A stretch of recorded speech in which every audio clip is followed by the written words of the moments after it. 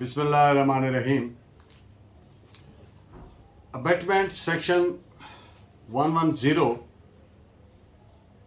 के अगर एक अफेंस की अबेटमेंट की गई है और जिस शख्स को अबेट किया गया है वो डिफरेंट नॉलेज और इंटेंशन से जुर्म का इर्तिकाब करता है, तो फिर जो सज़ा है अबेटर की वो उस एक्ट के मुताबिक होगी जिसके अबेटमेंट की गई है।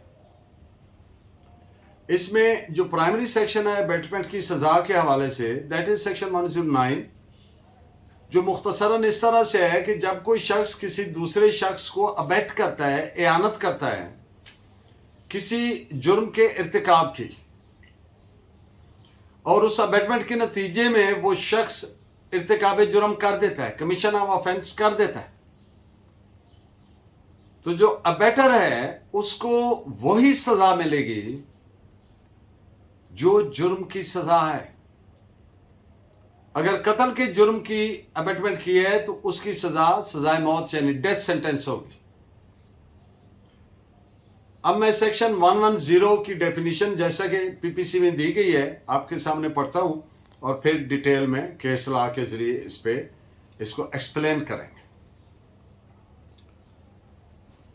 Whoever abets the commission of an offense shall, if the person abetted does the act with a different intention or knowledge from that of the abetter, be punished with the punishment provided for the offense which would have been committed if the act had been done with the intention or knowledge of the abetter and with no other।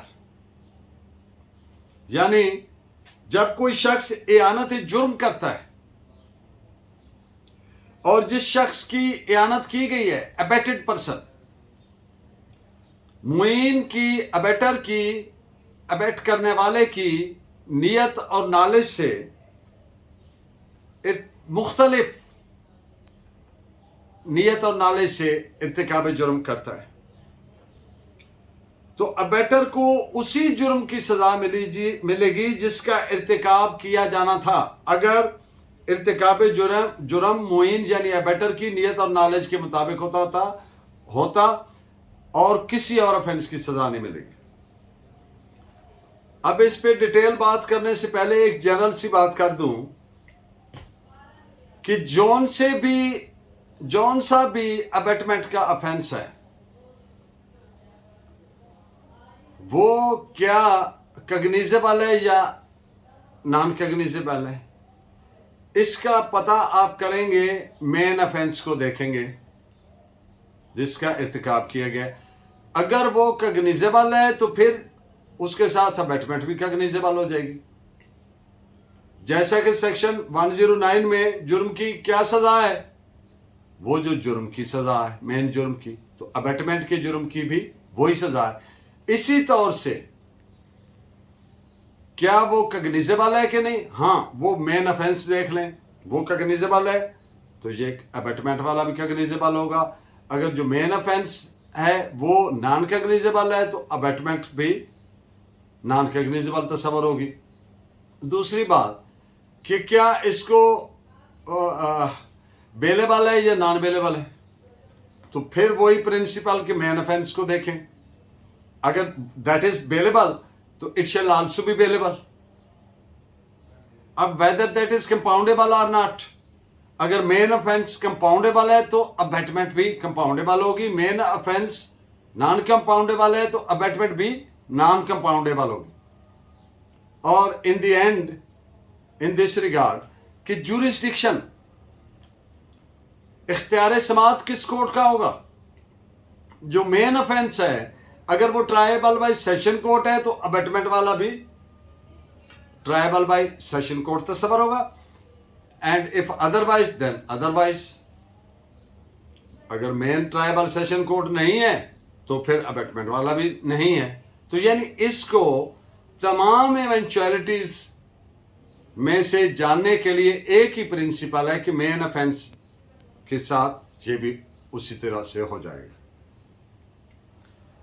अब एक मुकदमा है कि section 110 PPC तब apply होती है जब abetted शख्स इर्तिकाब फेल करता है लेकिन मुख्तलिफ नीयत और नॉलेज, कौन सी? जो अबेट करने वाला है उसकी नॉलेज और नीयत से मुख्तलिफ। तो अबेटेड शख्स, अगर अबेटेड शख्स की नॉलेज और नीयत से किया गया जो एक्ट है उससे कोई जुर्म और बनता है, और जो अबेटर की नॉलेज और नीयत से कोई जुर्म और बनता है, तो फिर सजा किस जुर्म के तहत मिलेगी? जिसकी अबेटमेंट की गई है। इस पे आप जजमेंट नोट फरमाएं। AIR 1950 Allahabad page 418। अब एक और मुकदमा, काफी सारे मुल्जिमान यानी अनलॉफुल असेंबली कह रहे, उनकी मुश्तरका नीयत ये थी, कॉमन इंटेंशन ये थी कि शदीद ज़रबें लगानी है, लेकिन उन मुल्जिमान में से एक ने क्या किया कि कत्ल कर दिया। यानी कॉमन इंटेंशन अलग थी सबकी, लेकिन उसने अलग इंटेंशन और नॉलेज से एक्ट किया और कत्ल कर दिया। तो अदालत ने करार दिया कि जो दीगर मुल्जिमान हैं उनको ग्रीवस हर्ट की सजा मिलेगी, लेकिन जिसने कत्ल का इर्तिकाब किया है उसको 302 रेड विद 149 वगैरह उसको वो सजा मिलेगी। इस पे जजमेंट नोट फरमाएं। AIR 1936 Patna page 481। अब अबेटर की नीयत के ए को ज़रबे खफीफा लगानी है, यानी सिंपल हार्ट काज करना, लेकिन जिन मुल्जिमान को उसने अबेट किया है वो अबेटेड पर्सन इस तौर से असॉल्ट करते हैं, इस तौर से हमला करते हैं कि वो जान से चला जाता है, आदमी कत्ल हो जाता है। अब जो अबेटर है उसकी नीयत क्या थी? सिंपल हार्ट काज करने की। तो लिहाजा अबेटर को पनिशमेंट सिंपल हार्ट की अबेटमेंट की मिलेगी। तो सिंपल हार्ट की जो सजा होगी वही अबेटर की सजा होगी। इस पे आप जजमेंट नोट फरमाएं। AIR 1935 Oudh page 473। अब झगड़ा हो रहा था, एक और मुकदमा। झगड़े के दौरान ए ने बी से कहा कि मुझे चाकू दो। बी ने चाकू दे दिया, लेकिन बी की कतन ये नीयत नहीं थी कि ए जो है वो चाकू से कत्ल का इर्तिकाब कर दे। ए ने वो चाकू पेट में मारा और बंदा का मर्डर हो गया। अब जो बी है उसको कत्ल के अबेटमेंट की सजा नहीं दी जा सकती, यानी सजाए मौत नहीं दी जा सकती। तो इस पे आप नोट फरमाएं।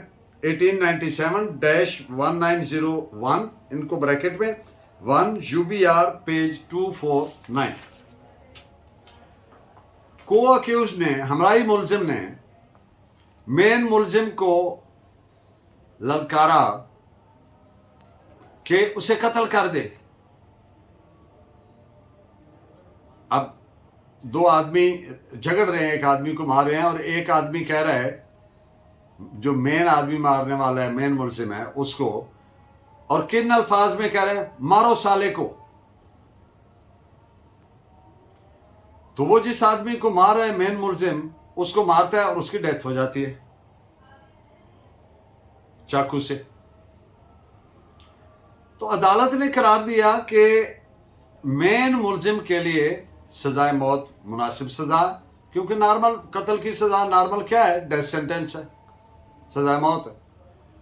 लेकिन ये नहीं कहा जा सकता कि ये जो को अक्यूज ने हमराई मुल्जिम को कहा था, इंस्टिगेट किया था, अबेट किया था, वो ये नहीं था कि उसकी अबेटमेंट किया था। वो एक अब्यूजिव सेंस में, जैसे एक गाली देता है आदमी झगड़े के दौरान कि मारो साले को, that was like that way. He never intended to instigate to commit murder. लिहाजा उसको सजाए मौत नहीं दी जा सकती, बल्कि हार्ट जो काज हुआ है, हार्ट की हद तक उसको सजा दी जा सकती है, वो मुनासिब सजा। This is reported as AIR 1999 supreme court page 138। कुछ दोस्तों का मुझे बार बार ये मैसेज आ रहा है कि हर लेक्चर के एंड पे एक आध लीगल मैक्सिम ज़रूर दे दिया करें। कोई टर्म है, कोई फ्रेज़ है लीगल जो आम इस्तेमाल में यूज़ होता है फ्रीक्वेंटली, ताकि जो लीगल फ्रेटर्निटी है उसके लिए वो फ़ायदेमंद रहे। और साथ साथ एक और मुतालबा भी है कि कोई एक आध शेर भी सुना दिया करे।